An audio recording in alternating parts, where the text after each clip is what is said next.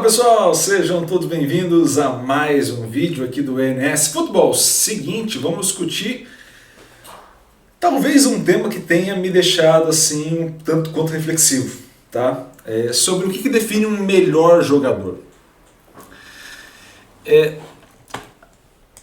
aí, antes da gente começar o vídeo para valer, tá? Eu sei que eu fiz uma pausa dramática aqui pra gente começar, mas antes da gente começar, vou pedir para vocês deixarem a inscrição de vocês aqui no canal. Também, por favor, compartilhe esse vídeo com o máximo possível de gente, o canal também com o máximo possível de gente. Por favor, também curtam esse vídeo e comente aqui embaixo se vocês concordam com os argumentos que eu vou apresentar ao longo desse vídeo. Tá? Isso é sempre muito importante. Além de tudo isso, ativa o sininho, porque por vezes não vai chegar o vídeo para você, tá? E aí eu preciso que você ative o sininho para que eu garanta que chegue todos os vídeos de todos os dias às 9 da manhã para você aí do outro lado. Vamos a este vídeo. E para pegar este vídeo, eu vou utilizar da Liga Espanhola e agradecer a todo mundo do LEP que ajudou na coleta dos dados da Liga Espanhola e de outras ligas também, mas no caso específico da Liga Espanhola por conta desse vídeo. Vamos apresentar dois jogadores, tá? O primeiro deles, que vai estar na sua tela agora, é ele, Karim Benzema. Karim Benzema, e eu vou precisar beber bastante café para a gente fazer essa análise juntos. O Karim Benzema, quando comparado ao segundo jogador que a gente vai apresentar aqui, que é ele, Robert Lewandowski, vocês vão perceber que o Benzema apresenta números melhores do que o Lewandowski, apesar de ter um overall menor do que o Lewandowski. Então vamos entender a conta, tá? Quando a gente for olhar os atributos, e aí eu peço para vocês uma atenção maior para esse conjunto de atributos desse lado onde eu estou com o laser. Por quê? Porque esses são os conjuntos muito relacionados às ações dos atacantes. Conversão de chute para gol, chute a gol, aquele que atinge a meta, não necessariamente vira gol, ajuda na conversão de passe para chute, ou seja, algo voltado para o que a gente chama de passe-chave, né, no futebol, ou assistência, né, mais passe que vira finalização, e também passes certos e progressão no campo. Então assim, você tem nesse lado aqui ações com bola na fase ofensiva, e isso está muito relacionado à ação que ele vai ter prioritariamente. Vocês podem ver que a coluna para o lado aqui, recuperação, essas outras coisas, vão ter quase zerado, porque ele não participa tanto dessa fase como um zagueiro vai participar, ou como um lateral vai participar, um volante vai participar, enfim. Tá? Ou até ali na casa de defesa, como um goleiro vai participar. Qual é o ponto? A gente vai alternando o tom da voz para entender isso. Qual é o ponto? Se você olhar isso que eu falei para vocês, você pode ver que está com um marcadorzinho ali do lado, onde o Benzema ganha do Lewandowski. Ele não ganha por pouco não, em algumas vezes. Se a gente for comparar a progressão no campo, Lewandowski passa a ter 6. Tá? A nota é sempre de 0 a 100, né? E isso comparado com todos os jogadores da La Liga, ou seja, muita gente. Tá? O Benzema passa a ter 12. Em passes certos, Benzema tem 31. Lewandowski tem 14. Na conversão de passe para chute, ou seja, você encontrar um companheiro que possa finalizar como próxima ação, Lewandowski tem 6. Benzema tem 9. Chutes a gol, Benzema 30. Lewandowski 27. Na taxa de conversão, 11 para o Lewandowski, 12 para o Benzema, tá? Aí a diferença entre os dois critérios fundamentais aí, que são os dois últimos que você falou, que é chute e gol, não é tão grande. De fato não é. Mas nos outros alguns são bem desproporcionais, e esses dois centrais ainda apresentam vantagem para o Benzema. Então você pode me fazer a pergunta, por que o overall do Benzema é 80 e o do Lewandowski é 100? E aí, para te responder essa questão, que eu fiquei me perguntando também, né, assim, da onde que eu tirei essa ideia e por que eu não tomei mais café antes de tê-la, há de fazer um adendo importante. Quando a gente faz essa conta, qual foi a minha maior inspiração? A minha maior inspiração foi justamente a Fórmula 1. Então, qual que é o melhor piloto de Fórmula 1? Aquele que soma mais pontos ao longo da temporada.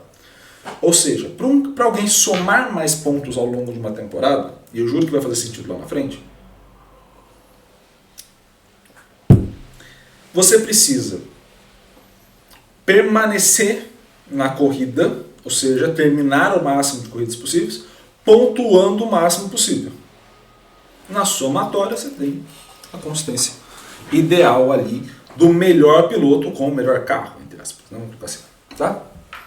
Então, se eu ganhar todas as minhas corridas, quer dizer que eu disputei todas e que eu fiz o máximo de pontos.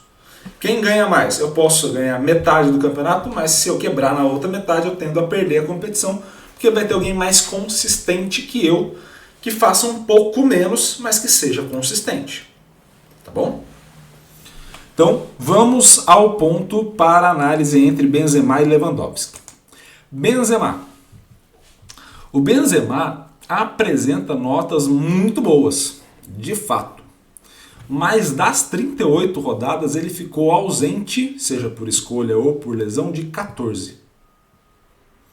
Para vocês terem uma ideia, eu sempre faço a seleção da competição, né? Para a gente poder fazer o top 5, top 3, enfim, aquela brincadeira que a gente faz. Quando eu fiz essa conta, o Benzema não apareceu. Quem ficou como centroavante da equipe reserva foi o Joselu, que foi agora para o Real Madrid, inclusive, ficou em terceiro, né, entre os centroavantes. Ficou Lewandowski, Benzema e ele, mas por tempo, que a gente sempre coloca 60% do tempo da competição, por tempo o Benzema não bateu tempo. Faltou uma partida, basicamente, mas ele não bateu tempo. E aí o sistema apontou o Joselu como segundo, porque justamente o Benzema não bateu tempo, por isso tem até esta marquinha ao lado do nome do Benzema ali em todas as aparições dele, porque quando a gente for mostrar a La Liga para vocês, não tem, tá? Não tem o nome do Benzema, porque não bateu tempo. Olha que loucura, mas é verdade, não bateu tempo. E nesse cenário que a gente está observando, e olha que engraçado, o Benzema teve uma ausência de 14 partidas, e a gente vai ver agora o Robert Lewandowski. A gente primeiro percebe que o gráfico é muito parecido em termos de comportamento. Aí quando eu falo, lê as linhas, tá? Que estão retas, não essa variação aí, mas lê as que estão retas. Você tem uma grande arrancada do Lewandowski, principalmente nas primeiras partidas. Depois você tem uma queda, uma ausência dele em 3, 4 partidas. E depois você tem uma linha média. O Barcelona não foi uma equipe que produziu muitos gols, assim, tanto quanto os antigos Barcelonas da vida. Foi uma equipe que se salvou muito mais pela defesa. O Lewandowski foi o melhor, o segundo melhor jogador, do Benzema que foi o segundo melhor atacante, o segundo melhor jogador foi justamente o Ter Stegen, goleiro do Barcelona. Então o Barcelona destacou muito mais pela capacidade de não sofrer na defesa, não sofrer os gols do adversário, do que necessariamente pela capacidade de marcar. É que todos os gols ficaram concentrados no Lewandowski. Ele era o cara que convertia. Mas não necessariamente ele tenha feito uma liga excepcional, fora de série. Ele foi o artilheiro da La Liga, mas assim, não foi algo comparado às temporadas de Bayern de Munique ou algo do tipo. Ainda está em processo de adaptação e é normal. Mas percebam como ele é mais constante. As notas de média, enquanto eles jogam, são parecidas até. Mas nesse ponto, o que diferencia o Lewandowski do Benzema é o número de partidas presentes.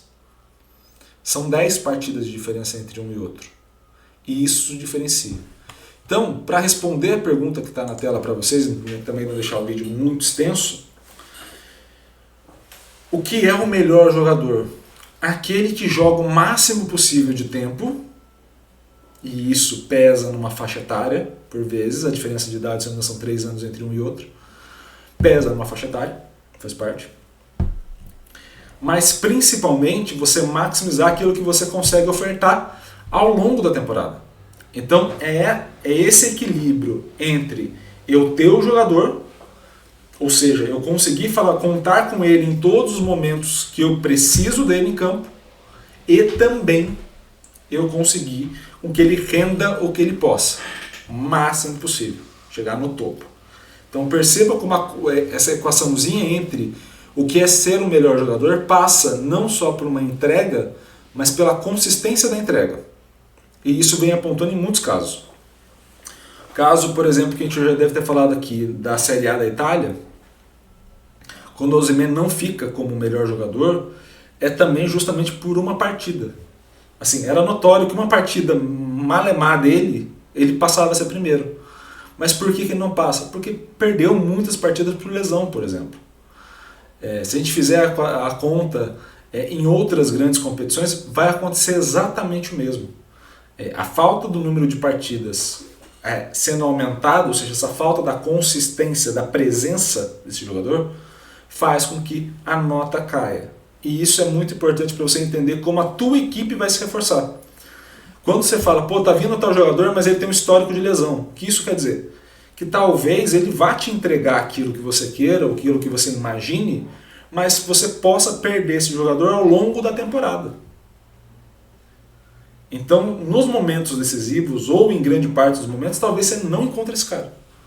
E aí é uma questão de gerenciamento, saber o que você tem e quando você vai precisar. Talvez o Real Madrid poderia ter contratado o Joselu ali, por exemplo, e em partidas contra o Granada, o Joselu vai muito bem. Ele fica Benzema e Joselu ali, está tudo bem. Mas talvez, no clássico contra o Barcelona, precisaria do Benzema. No clássico contra o Atlético de Madrid, ia precisar do Benzema. E aí você tem que saber ou gerenciar essa ausência, que aí pensando agora, voltando ao exemplo da Fórmula 1, seria o campeonato de construtores, né? Você pensar em como a tua equipe inteira vai somar mais pontos, né? Qual a estratégia que você vai ter. Pô, eu tenho um carro que quebra muito, entre aspas, eu tenho a pessoa que se lesiona muito, eu preciso ter alguém que substitua ela, de fato, né? Pelo menos a altura nos desafios mais tranquilos. E aí eu passo a ter um equilíbrio. Ou a gente pode olhar para um jogador tipo Lewandowski, 34 presenças na competição e constantemente marcando um gol, constantemente ajudando, constantemente contribuindo e não se lesiona. Percebe como são estratégias diferentes? E isso que faz uma análise de desempenho passar a ser útil para dentro de um clube. É como você coordena essa parte estratégica e de formação de elenco também. Beleza? Espero muito que vocês tenham gostado desse vídeo. Gostou? Curta, comente, compartilhe esse vídeo com o máximo possível de gente. E é claro, se inscreva no canal e ative o sininho para receber todas as notificações. Combinado? Um grande abraço a todos. Obrigado pelo carinho, pela audiência com o projeto. E valeu. Até a próxima.